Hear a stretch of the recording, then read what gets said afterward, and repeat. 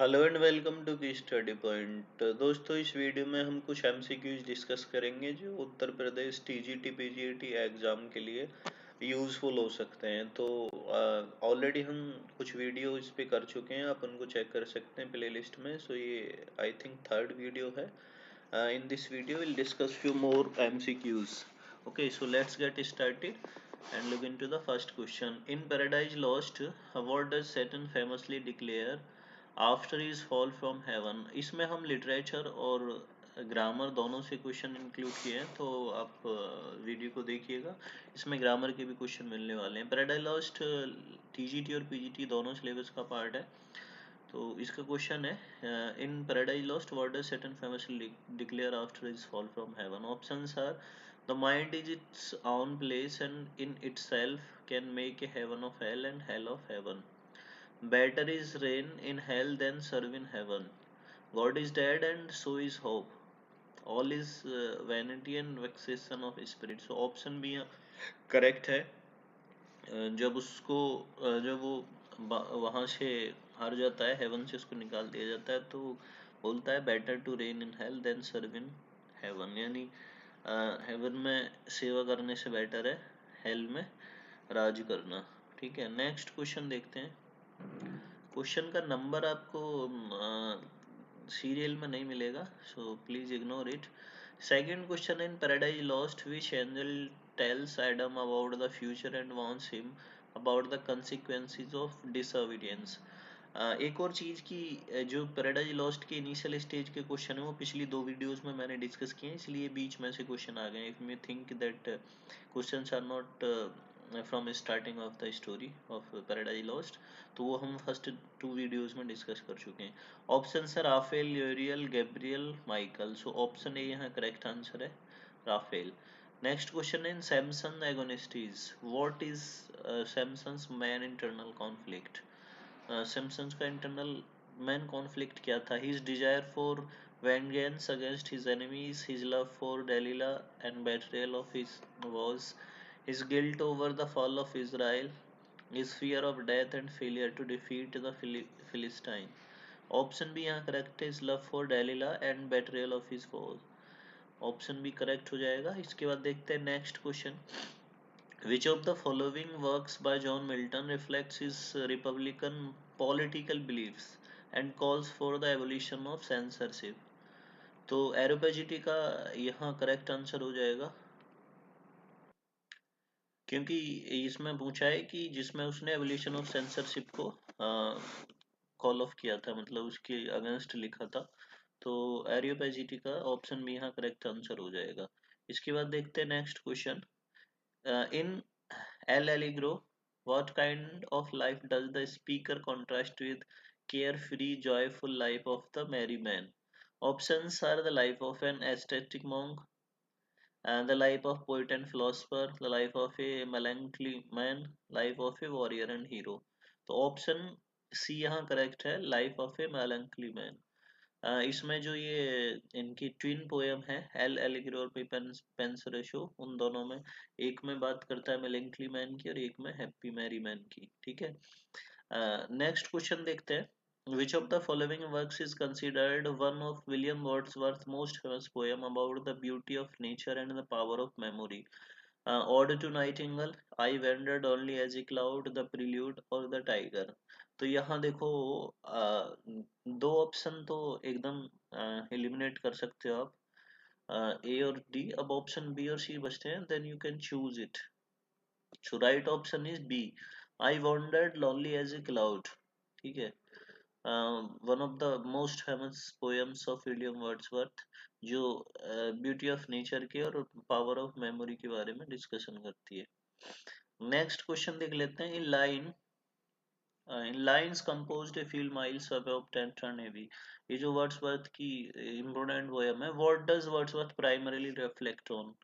Options are innocence of childhood, fleeting nature of life, power of nature and in power of nature to inspire and restore the soul, complexities of human relation। देखो काफी important question है ये। तो इसमें ये बात करता है, ऑप्शन सी यहाँ करेक्ट हो जाएगा, power of nature to inspire and restore the soul. इसमें इस पोएम में वर्ड्सवर्थ बात करता है अपने बचपन की, जब वो अ, अपने गांव में रहता था, तो वहाँ ये जो टिंटन नेवी था वहाँ जाता था, वहाँ एक नदी थी वाई नाम की, और उसकी जो ग्रीनरी थी वहाँ, सीनरी जो थी उसको काफ़ी इन्फ्लुएंस करती थी उस समय। तो वो सब याद है, नॉस्टैल्जिक पोएम है ये। नेक्स्ट क्वेश्चन देखते हैं, इन विच poem sorry in the poem I wandered only as a cloud, what natural image does Wordsworth famously describe as a source of joy? Field of daffodils, calm river, majestic mountain, deep forest। तो field of daffodils के बारे में बात की जाती है, option A correct answer हो जाता है। नेक्स्ट क्वेश्चन देखते हैं, in the prelude Wordsworth write about the growth of poet's mind. What is primary focus of the autobiographical poem? इस पोएम का एक सबटाइटल ये भी पूछ लिया जाता है, the growth of poets mind, the prelude का, ठीक है। क्योंकि इसमें इसका जो एक मतलब बोल सकते हैं ना, बचपन से लेके यंग एज तक और फिर मिडिल एज तक जो ग्रोथ थी एज इंडिविजुअल, उसको इन्होंने डिस्कस किया था, एक कलेक्शन है प्रिल्यूड। तो ऑप्शन है the development of Wordsworth political beliefs, the poet's relationship with nature and the formation of his poetic identity, his love life and romantic relationship, his travels around Europe. You may pause the video and you may tick your answer. It is very very important question. So right answer is option B, the poet's relationship with nature and the formation of his poetic identity. Option B correct हो जाएगा। Next question देखते हैं, which event in William Wordsworth life is said to have had a profound influence in his poetry, especially his focus on nature and the simple life। देखो काफी deep question है। किस चीज ने इसको इतना इन्फ्लुएंस किया था कि उसकी पोइट्री पे इतना डीप प्रभाव पड़ा, कौन सी इंसिडेंट थी?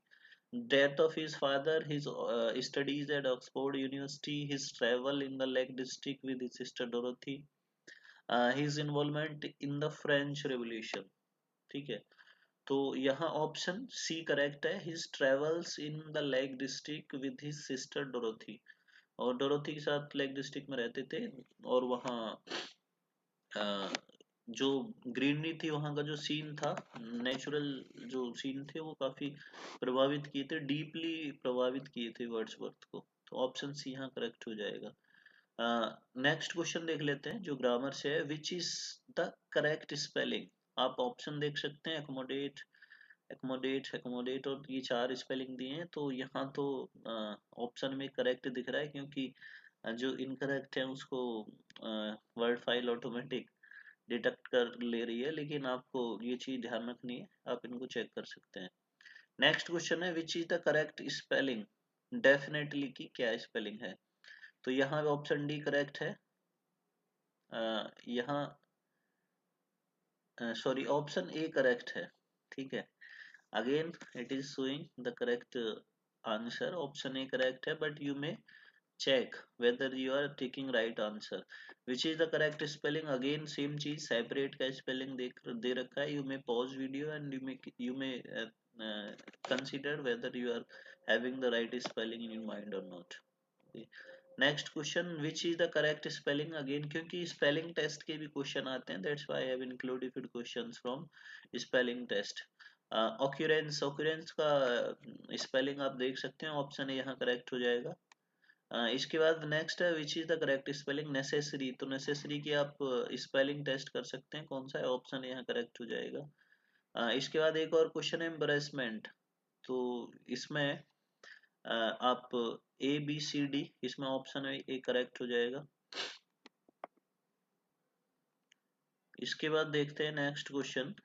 अभी मैं कुछ इनको नेक्स्ट टाइम रेड लाइंस को हटा दूंगा, so that you can choose correct spelling, which is the correct spelling. अब यहाँ देखो, अभी रिसीव का ए बी सी और डी चार ऑप्शन है, अब पढ़ सकते हैं कौन सा करेक्ट है।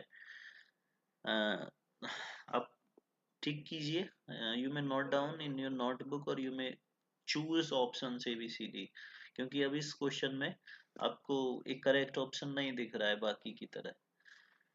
तो राइट आंसर है ऑप्शन ए, रिसीव, ठीक है। इसके बाद नेक्स्ट क्वेश्चन देखते हैं। नेक्स्ट क्वेश्चन है, which is the correct spelling. Privilege दे रखा है। अब इसमें से आपको देखना, अगेन यहाँ मैंने जो रेड लाइन थे उनको हटा दिया है। प्रिविलेज ए बी सी और डी, आप वीडियो को पॉज करके देखिए और टिक कीजिए राइट आंसर कौन सा है। तो यहाँ राइट आंसर है ऑप्शन ए, प्रिविलेज, PRIVILEGE। ठीक है, लाइक वाइज नेक्स्ट क्वेश्चन देखते हैं। नेक्स्ट क्वेश्चन भी स्पेलिंग टेस्ट है। Which is the correct spelling? Calendar दे रखा है CALENDAR, CALENDER, CALANDAR, CALDENDR। तो ऑप्शन डी और सी तो आई थिंक करेक्ट इनकरेक्ट ही है। ए और बी में से आप चूज कीजिए, टिक कीजिए। ठीक है, बड़े सिमिलर काइंड की स्पेलिंग होती है, that's why they ask questions from spelling test. और वहाँ छोटा सा एक माइनर सा मिस्टेक भी हमारा नंबर काट देता है। तो यहाँ ऑप्शन ए करेक्ट हो जाएगा, कैलेंडर, CALENDAR। इसके बाद देखते हैं next question, again it is from spelling test. Which is the correct spelling? Acquaintance, चार ऑप्शन दे रखे हैं, आप इसको देखिए। ACQUAINTANC, AQUAINTANC, ACQAINTENS, और ऑप्शन डी आपके सामने है। तो यहाँ राइट आंसर हो जाएगा ऑप्शन ए, एक्विटेंस। तो ये कलेक्शन था 20 MCQs का, जिसमें से 10 स्पेलिंग टेस्ट क्वेश्चन थे और 10 लिटरेचर से थे। आपको कैसे लगे लाइक जरूर बताइए कमेंट करके। वीडियो अच्छी लगी हो तो लाइक कीजिए, अपने फ्रेंड्स के साथ, अपने कलीग के साथ भी शेयर कर सकते हैं। और बाकी वीडियोस देखने के लिए आप प्ले लिस्ट चेक कीजिए UPTGT PGT, वहाँ ये वीडियो थर्ड था। और from next video onwards will try to give you these MCQs in PDF format. अगर आप इनको पढ़ने के साथ देखना चाहते हैं, प्रिंट आउट लेना चाहते हैं, तो शायद नेक्स्ट वीडियो से उसका लिंक मैं आपको दे दिया करूँगा। तो आप ज़रूर चेक कीजिए, चैनल से जुड़ जाइए और फिर आप ये जो MCQs हैं इनको पढ़ भी सकते हैं। Thank you.